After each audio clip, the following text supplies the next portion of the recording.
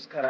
ನಾವು ಇವತ್ತು ನಮ್ಮ ಕೃಷಿ ವಿಜ್ಞಾನ ಕೇಂದ್ರ ಆಡನಹಳ್ಳಿ ಗ್ರಾಮದಲ್ಲಿದ್ದೀವಿ. ಈ ಒಂದು ಆಡನಹಳ್ಳಿ ಗ್ರಾಮಕ್ಕೆ ಸೇರಿರ್ತಕ್ಕಂಥ ನರಸೇಗೌಡರ ಒಂದು ತೋಟದಲ್ಲಿದ್ದೀವಿ.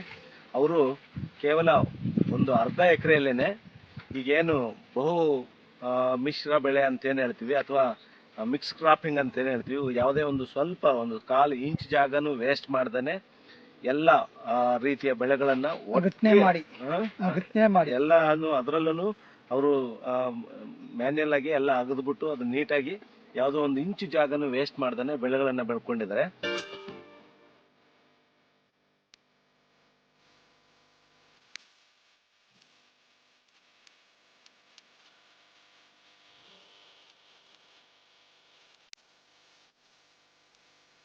ಈಗ ಈ ಬಹು ಮಿಶ್ರ ಬೆಳೆ ನೋಡೋದಾದ್ರೆ ತೆಂಗಿದೆ, ಬಹುವಾರ್ಷಿಕ ಬೆಳೆಗಳಂತ ಹೇಳಿದ್ರೆ ನಮ್ಗೆ ಈಗ ಆಲ್ರೆಡಿ ಹಲಸಿದೆ. ಹಲಸು 20 ಅಡಿ ಅಂತರದಲ್ಲಿ ಹಾಕಿದ್ದಾರೆ. ಅದ್ರ ಮಧ್ಯೆ ಮತ್ತೆ 20 ಅಡಿಗೆ ತೆಂಗು ಹಾಕೊಂಡಿದ್ದಾರೆ. ಅದ್ರ ಮಧ್ಯೆ ತೆಂಗು ಮಧ್ಯೆ ಮತ್ತೆ ಅಡಿಕೆ 10 ಅಡಿ ಅಂತರದಲ್ಲಿ ಅಡಿಕೆ ಹಾಕಿದ್ದಾರೆ.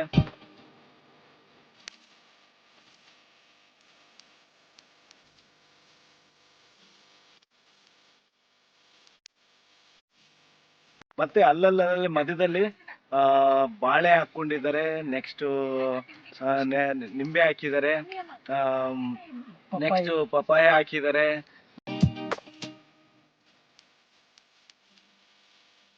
ನೆಕ್ಸ್ಟ್ ಎರಳಿ ಗಿಡ ಹಾಕೊಂಡಿದ್ದಾರೆ, ಅಂದ್ರೆ ನಿಂಬೆ ಜಾತಿಗೆ ಸೇರ್ತಕ್ಕಂಥ ಎರಳಿ ಗಿಡ ಹಾಕೊಂಡಿದ್ದಾರೆ. ಇದಲ್ದೇನೆ ಮತ್ತೆ ರೋಸ್ ಗಿಡನೂ ಸಹ ಇದೆ. ರೋಸ್ ಅಂತ ಏನು ಗುಲಾಬಿನೂ ಸಹ ಈ ಒಂದು ಹಾಕೊಂಡಿದ್ದಾರೆ.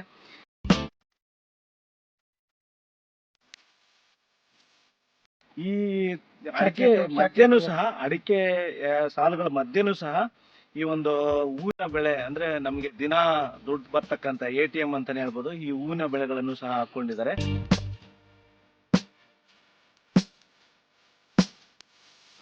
ಮಧ್ಯದಲ್ಲಿ 2 ಬೆಡ್ ಏನು ಚಾಕ್ಲೇಟ್ ಅಂತ ಹೇಳ್ಬಿಟ್ಟು ಸಾವಂತಿಗೆ, ಒಂದು ಒಳ್ಳೆ ಉತ್ತಮವಾದ ಕಲರ್ ಫುಲ್ ಸಾವಂತಿಗೆಯನ್ನು ಸಹ ಹಾಕೊಂಡಿದ್ದಾರೆ. ಒಂದು ಬೆಡ್ ಅಲ್ಲಿ 2 ಸಾಲಿನಂತೆ ಅದರ ತರ 2 ಸಾಲಿದೆ. ಆ 2 ಬೆಡ್ ಮಧ್ಯನೂ ಸಹ ಏನು ಸಾವಂತಿಗೆ ಸಾಲುಗಳ ಮಧ್ಯನೂ ಸಹ ಒಂದು ರೋಸ್ ಗುಲಾಬಿ ಸಸಿಗಳನ್ನು ಸಹ ಹಾಕೊಂಡಿದ್ದಾರೆ. ಸೊ ಹಾಗಾಗಿ ಒಂದೇ ಮತ್ತೆ ಸುತ್ತ ಇವರ ಒಂದು ಅರ್ಧ ಎಕರೆ ಜಮೀನಲ್ಲಿ ಸುತ್ತ ಪೂರ್ತಿ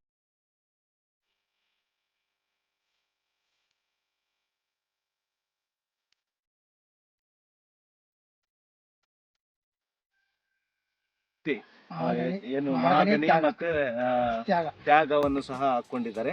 ಸೊ ಹಾಗಾಗಿ ಇದು ಬಹುಮಿಶ್ರ ಬೆಳೆಗೆ ಉತ್ತಮವಾದಂತಹ ಒಂದು ನಿದರ್ಶನ. ಇದ್ರ ಮಧ್ಯೆ ಈಗ ಬರೀ ನಾವು ಏನು ಆಹಾರ ಪೋಷಕಾಂಶಗಳ ತಗೊಳ್ಳುವಂಥದ್ದೇ ಅಲ್ಲ, ಭೂಮಿಗೆ ಪೋಷಕಾಂಶಗಳನ್ನ ವಾಪಸ್ ಸೇರಿಸ್ತಕ್ಕಂಥ ಕೆಲವು ದ್ವಿದಳ ಧಾನ್ಯ ಬೆಳೆಗಳಂತ ಏನು ಹೇಳ್ತೀವಿ, ಅದರಲ್ಲೂ ತೊಗರಿಯನ್ನು ಸಹ ಇವರು ಮಧ್ಯಂತರ ಅಲ್ಲಲ್ಲೇ ಈ ಒಂದು ತೊಗರಿಯನ್ನು ಸಹ ಹಾಕೊಂಡಿದ್ದಾರೆ. ಇದು BRG 5. ಸೊ ಈ BRG 5 ಇವು ನಮ್ಮ ಕೃಷಿ ವಿಜ್ಞಾನ ಕೇಂದ್ರದಿಂದನೇ ತಂದು ಇವರು ಅಲ್ಲಲ್ಲಲ್ಲಿ ಒಂದು ತೊಗರಿಯನ್ನು ಸಹ ಹಾಕ್ಕೊಂಡಿದ್ದಾರೆ. ಈ ತೊಗರಿಯಿಂದನೂ ಸಹ ಅವ್ರಿಗೆ ಹೆಚ್ಚಿನ ಒಂದು ಲಾಭ. ಯಾಕಂತ ಹೇಳಿದ್ರೆ ಅದು ಏನು ಕಾಯಿಯನ್ನು ಕಟಾವು ಮಾಡಿದ್ಮೇಲೆ ಅಲ್ಲಿ ಉದುರ್ತಕ್ಕಂಥ ಎಲೆಗಳು ಮತ್ತು ಅದರ ಬೇರಿಂದ ಸಾರಜನಕ ಸ್ಥಿರೀಕರಣಗೊಳಿಸೋದು ಮತ್ತು ಉದುರಿದ ಎಲೆಗಳು ಮತ್ತು ಭೂಮಿಗೆ ಸೇರಿ ಭೂಮಿಯ ಫಲವತ್ತತೆಯನ್ನು ಹೆಚ್ಚು ಮಾಡ್ತಕ್ಕಂಥದ್ದು. ಸೊ ಹಾಗಾಗಿ ಅದನ್ನು ಸಹ ಇವರು ಈ ಒಂದು ಪದ್ಧತಿಯನ್ನು ಅಳವಡಿಕೆ ಮಾಡಿಕೊಂಡು ಇದನ್ನು ಬೆಳೆದಿದ್ದಾರೆ. ಸೊ ಇದಲ್ಲದೆ ಕೆಲವು ಇನ್ನೂ ಒಂದು 1/4 ಎಕರೆಯಲ್ಲಿ ಅವರು ಬಹುವಾರ್ಷಿಕ ಬೆಳೆಗಳ ಜೊತೆಗೆ ಏನು ತೆಂಗು, ಅಡಿಕೆ ಮತ್ತು ಏನು ಹಲಸು ಮಧ್ಯೆ ಇವೆಲ್ಲ ಮಧ್ಯೆ ಇತರೆ ಬೆಳೆಗಳನ್ನು ಮೆಣಸಿನ ಗಿಡನೂ ಸಹ, ಅವರೆ ಗಿಡ, ಮೆಣಸಿನ ಗಿಡ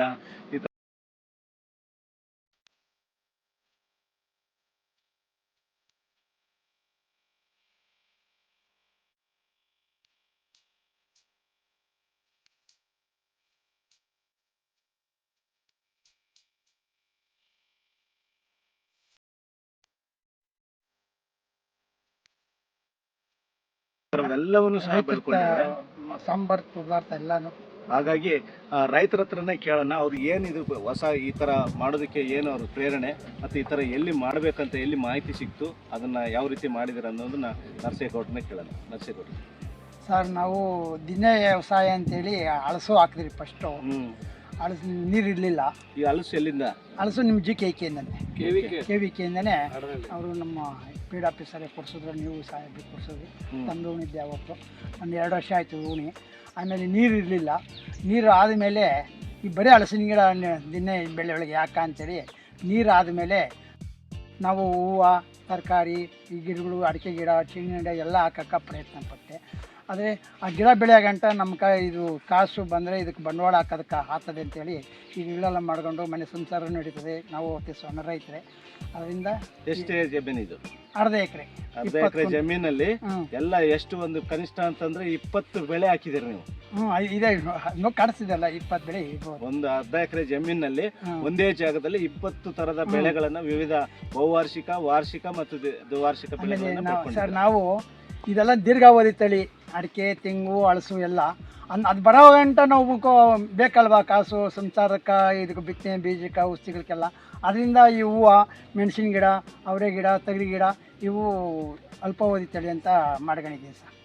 ವೆರಿ ಗುಡ್, ವೆರಿ ಗುಡ್, ತುಂಬ ಸಂತೋಷ. ಸೊ ಇದನ್ನ ಬೇರೆಯವ್ರಿಗೂ ಸಹ ಇದು ಮಾದರಿ. ಇದು ಈ ಥರನೇ ಈಗ, ಯಾಕೆಂದರೆ ಕಡಿಮೆ ಜಮೀನು ಇದೆ ಅಂತ ಹೇಳ್ತಾರೆ. ಸೊ ನೀವು ಕೇವಲ ಒಂದು ಅರ್ಧ ಎಕರೆ ಜಮೀನಲ್ಲಿ ಈ ಒಂದು ಸಣ್ಣ ಒಂದು ಬೆಳೆಗಳ ಬ್ರಹ್ಮಾಂಡವನ್ನೇ ನೀವು ಇಲ್ಲಿ ಸೃಷ್ಟಿ ಮಾಡಿದ್ದೀರಾ. ಸೊ ಹಾಗಾಗಿ ನಿಮಗೆ ನಮ್ಮ ಕೃಷಿ ವಿಜ್ಞಾನ ಕೇಂದ್ರದಿಂದ, ಕೃಷಿ ವಿಶ್ವವಿದ್ಯಾಲಯದಿಂದ ನಿಮಗೆ ಪ್ರಶಂಸೆಯನ್ನು ವ್ಯಕ್ತಪಡಿಸ್ತಾ ನಿಮಗೆ ಧನ್ಯವಾದಗಳನ್ನ ಹೇಳ್ತೀವಿ. ಇದೇ ರೀತಿ ನೀವು ಏನೀಗ ನಮ್ಮ ಕೃಷಿ ವಿಜ್ಞಾನ ಕೇಂದ್ರ ಜೊತೆ ನಿಕಟ ಸಂಪರ್ಕದಲ್ಲಿದ್ದೀರಿ, ಇದನ್ನ ಮುಂದುವರಿಸಿ. ಈ ಥರ ನೀವು ಇನ್ನೂ ಹಲವಾರು ರೈತರು ನಿಮ್ಮಿಂದ ಪ್ರೇರಣೆಯಾಗಿ ಇದನ್ನ ಬೇರೆ ರೈತರನ್ನು ಅಳವಡಿಕೆ ಮಾಡಿಕೊಂಡ್ರೆ ಖಂಡಿತವಾಗ್ಲೂ ಕೃಷಿ ಲಾಭದಾಯಕ ಅಂತ ಯಾವತ್ತೂ ನೋಡಿ. ಈಗ ನೀವು ಮಾಡಿರ್ತಕ್ಕಂಥ ಏನು ಒಂದು ಎಕರೆಯಲ್ಲಿ ಏನು ನೀವು 1 ವರ್ಷ ಆಯಿತು ಇದು ಸಸಿ ಎಲ್ಲ ಉಣಿ. ನಾವು ಒಂದು 8-9 ದಿನದಿಂದ ಬೆಳೆ ಹಾಕ್ತೀನಿ. ಎಷ್ಟು ಬಂದಿದೆ ಈಗ ಸರ್? ಕೊತ್ತಂಬರಿ ಸಿಲ್ಗಂತೀನಿ, ಕೊತ್ತಂಬರಿ, ಈ ಯಾವುದೇ ಮೆಣಸಿನ ಗಿಡ, ಹೂವು ಎಲ್ಲ ಮಾಡ್ಕೊಂತೀನಿ. 1 ಲಕ್ಷ ರೂಪಾಯಿ ದುಡ್ಕೊಂಡಿದ್ದೀನಿ ಒಂದು ವರ್ಷದ ದಿವಸಕ್ಕೆ. ಕೇವಲ ಒಂದು ಅರ್ಧ ಎಕರೆಯಲ್ಲಿ ಬಹುವಾರ್ಷಿಕ ಬೆಳೆಗಳಿಂದ ಯಾವ್ದು ಇನ್ನ ಬಂದಿಲ್ಲ, ಅಂದ್ರೆ ನಿಮ್ಗಿನ್ನ ಫಲ ಬಂದಿಲ್ಲ. ಬಟ್ ಆದ್ರೆ ಈ ಮಧ್ಯಂತರ ಬೆಳೆಗಳು ಏನಿದಾವೆ, ನಾವು ಚಿಲ್ಲರೆ ಬೆಳೆ, ಚಿಲ್ಲರೆ ಬೆಳೆಯಿಂದ ನಾವು ಮನೆ 1 ಲಕ್ಷ ರೂಪಾಯಿ ಸಂಪಾದನೆ ಮಾಡಿದ್ರ ಇತರೆ ಬೆಳೆಗಳಿಂದ. ಫಲವತ್ತತೆ ಮತ್ತೆ ಮಣ್ಣಿಗೆ ಒಂದು ಏನು ಸಾವಯವಾಂಶ ಸೇರ್ತಕ್ಕಂಥ ಬೆಳೆಗಳನ್ನು ಬೆಳ್ಕೊಂಡಿದ್ರ. ಅದರಲ್ಲೂ ತೊಗರಿ, ಅವರೆ, ಮನೆಗೆ ಸೊಪ್ಪು, ಒಳಸೆಂಡೆ ಎಲ್ಲೋ ದಿಂಚುನು ಮನೆ ಸಂಸಾರಕ್ಕೆ ಬೆಳ್ಕೊಂತೀನಿ. ಮಾರಾಟಕ್ಕೂ ಜಾಸ್ತಿ ಆಗಿದ್ದು ಮಾರಾಟಕ್ಕೂ ಹಾಕ್ತೀನಿ. ನಮ್ಮನೆ ನಾನು ಒಬ್ಬನೇ ಸಾಯಿದೆ ಎಲ್ಲ ಮಾಡ್ತಾ ಇರೋದು, ಯಾರು ಬರೋರಿಲ್ಲ, ಆಳುಗಳನ್ನ ಇಟ್ಕೊಳ್ಳೋದಿಲ್ಲ, ಟ್ಯಾಕ್ಟ್ರು ಬರೋದಿಲ್ಲ, ಹತ್ಕೊಂಡೇ ಮಾಡಿರೋ ಸರ್. ಸೊ ಹಾಗಾಗಿ ನೋಡಿ, ಮನಸ್ಸಿದ್ರೆ ಮಾರ್ಗ ಅನ್ನೋದಕ್ಕೆ ನೀವೇ ಉದಾಹರಣೆ. ಅದರಲ್ಲೂ ಈ ವಯಸ್ಸು, ನಿಮ್ಗೆ ಎಷ್ಟು ವಯಸ್ಸೀಗ? 63 ವರ್ಷ ಸರ್. 63 ವರ್ಷಕ್ಕೆ ನೀವು ಸ್ವಂತ ನೀವೇನೇ ಇದನ್ನ ಎಲ್ಲ ಅದ ಮಾಡಿಕೊಂಡು ಅಂದ್ರೆ ಪ್ರಪ್ರಥಮ ಹಂತದಲ್ಲಿ 2 ವರ್ಷದಿಂದ ನೀವು ನೀರಿಲ್ಲ ಅಂದ್ರೂ ಸಹ ನೀರು ಬೇರೆ ಕಡೆಯಿಂದ ತಂದು ಅದನ್ನ ಪಾಲನೆ ಮಾಡ್ತಿದ್ರೆ, ಆಮೇಲೆ ನೀವು ಬೋರ್ ಹಾಕೊಂಡು ಆಮೇಲೆ ಈ ಒಂದು ಎಲ್ಲಾ ಬೆಳೆಗಳನ್ನು ಬೆಳ್ಕೊಂಡು ಕೇವಲ 6 ತಿಂಗಳಲ್ಲಿ ನೀವು 1 ಲಕ್ಷ ರೂಪಾಯಿ ಚಿಲ್ಲರೆ ಬೆಳೆಯಲ್ಲೇ ಸಂಪಾದನೆ ಮಾಡಿದ್ರ. ಮುಂದೆ ಇನ್ನೂ ಒಂದು 6 ತಿಂಗಳಿಗೆ ಇನ್ನೊಂದು ಬರೋ ಒಂದು ಸೊ ಈ ತರ ಮಾಡೋದ್ರಿಂದ ಅನುಕೂಲ ಅಂತೀರಾ? ಅನುಕೂಲ ಸರ್. ಈ ಮಧ್ಯ ಗಿಡ, ಮೆಣಸಿನ ಗಿಡ, ಅವರೆ ಗಿಡ, ತೊಗರಿ ಅವೆಲ್ಲ ಹಾಕೊಂಡು ಮಾರ್ಕೆಟ್ಗೆ ಹೋಗಿ ಮಾರ್ಗಂತೀವಿ. ಕೊತ್ತಂಬರಿ, ಸೊಪ್ಪು ಅವೆಲ್ಲ ಮಾರ್ಗಂತೀವಿ. ಹಾಗಾಗಿ ನಮ್ಮ ಈ ಭಾಗದಲ್ಲಿ ಏನಂದ್ರೆ ಇತ್ತೀಚಿನ ದಿನಗಳು ಹೆಚ್ಚಿಗೆ ಅಡಿಕೆ ಬೆಳೆ ಬರ್ತಾ ಇದೆ. ಬರೀ ಅಡಿಕೆ ಒಂದು ಏನಕ್ಕೆ ಅಂದ್ರೆ ಅಡಿಕೆ ಒಂದು ಕಟ್ಬಿಟ್ರೆ ಆಮೇಲೆ ಮಧ್ಯಂತರ ಏನು ಮಾಡೋದು ಬೇಕಲ್ಲ, ಒಂದಿಷ್ಟೇನೋ ಡ್ರಿಪ್ ಹಾಕ್ಬಿಟ್ಟು ಒಂದು ರೋಟೋವೇಟರ್ ಹಾಕಿದ್ರೆ ವರ್ಷಕ್ಕೊಂದ್ಸರಿ ಬರ್ತದೆ ಅಂತ. ಮಧ್ಯಂತರ ಏನ್ ಜಾಗ ಇರ್ತದೆ ಅದಂಗೆ ಖಾಲಿ, ಜಾಸ್ತಿ ಜಮೀನು ಇರ್ತವೆ ಮಾಡ್ತಾರೆ. ಅದು ಬಟ್ ಆದ್ರೂ ಸಹ ಅದು ಒಂಥರ ಏನಂತೀವಿ ನಾವು, ನ್ಯಾಷನಲ್ ವೇಸ್ಟ್ ಅಂತ ಹೇಳ್ತೀವಿ. ಸೊ ಹಾಗಾಗಿ ಆ ಮಧ್ಯಂತರ ಜಾಗ ಏನಿದೆ ಅದನ್ನು ಬಳಸ್ಕೋಬೇಕಂತ ಹೇಳಿದ್ರೆ ಈ ತರ ಮಧ್ಯಂತರ ಬೆಳೆಗಳನ್ನ ಬೆಳ್ಕೋಬಹುದು. ಅದರಲ್ಲೂ ದ್ವಿದಳ ಧಾನ್ಯ ಬೆಳೆಗಳನ್ನ ಬೆಳ್ಕೊಂಡ್ರೆ ಭೂಮಿಗೆ ನಮ್ಗೆ ದೀರ್ಘಾವಧಿ ತಳಿಗೂ ಇದು ಪೋಷಕನೆ ಬರ್ತದೆ. ಈ ಗಿಡ ಬೆಳೀತದೆ, ಅದು ಗಿಡ ಚೆನ್ನಾಗಿ ಹೋಗುತ್ತದೆ. ಸೊ ಇದೇ ಮಾದರಿಯನ್ನ ಎಲ್ಲರೂ ನಮ್ಮ ಬೆಂಗಳೂರು ಗ್ರಾಮಾಂತರ ಜಿಲ್ಲೆ ಈಗ ಏನು ಅಡಿಕೆ ಹೆಚ್ಚಿಗೆ ಪ್ರದೇಶ ವಿಸ್ತರಣೆ ಆಗ್ತಾ ಇದೆ. ನಾವು ಈ ಅಡಿಕೆ ಪ್ರದೇಶ ವಿಸ್ತರಣೆ ಯಾವ ರೀತಿ ಆಗ್ತದೆ ಅಂದರೆ, ಕೆಲವು ನಮಗೆ ಆಹಾರ ನೀಡತಕ್ಕಂಥ ಬೆಳೆಗಳು ಏನಿದ್ದಾವೆ, ರಾಗಿ ಆಗ್ಬೋದು ಅಥವಾ ಜೋಳ ಆಗ್ಬೋದು ಅಥವಾ ಇನ್ನಿತರೆ ತೋಟಗಾರಿಕೆ ಬೆಳೆಗಳನ್ನು ಅದ್ರ ಬದಲು ಈ ಅಡಿಕೆಯನ್ನು ಹಾಕಿ ಬೇರೆ ಬೆಳೆಗಳನ್ನು ಕಡಿಮೆ ಮಾಡ್ತಾ ಇದ್ದಾರೆ. ಅದಾಗಬಾರ್ದು. ನೀವು ಅಡಿಕೆ ಹಾಕ್ಕೊಂಡ್ರೂ ಸಹ ಆ ಮಧ್ಯಂತರ ಜಾಗ ಏನಿದೆ ಅಡಿಕೆ ಮಧ್ಯದಲ್ಲಿ, ಆ ಜಾಗವನ್ನು ಖಾಲಿ ಬಿಡ್ತಾನೆ ಅದು ತುಂಬ ಫಲಪ್ರದವಾಗಿ ಬಳಸ್ಕೊಂಡ್ರೆ ಮಾತ್ರ ನಾವು ಏನು ಭೂಮಿಯ ಫಲವತ್ತತೆಯನ್ನು ಕಾಪಾಡ್ಕೋಬೋದು, ಜೊತೆಗೆ ಆಹಾರ ಉತ್ಪಾದನೆಯನ್ನು ಸಹ ನಾವು ಹೆಚ್ಚಿಗೆ ಮಾಡ್ಬೋದು ಅಂತೇಳಿ ಈ ಸಂದರ್ಭದಲ್ಲಿ ಅವರು ರೈತರು ಹೇಳ್ತಕ್ಕಂಥದ್ದು.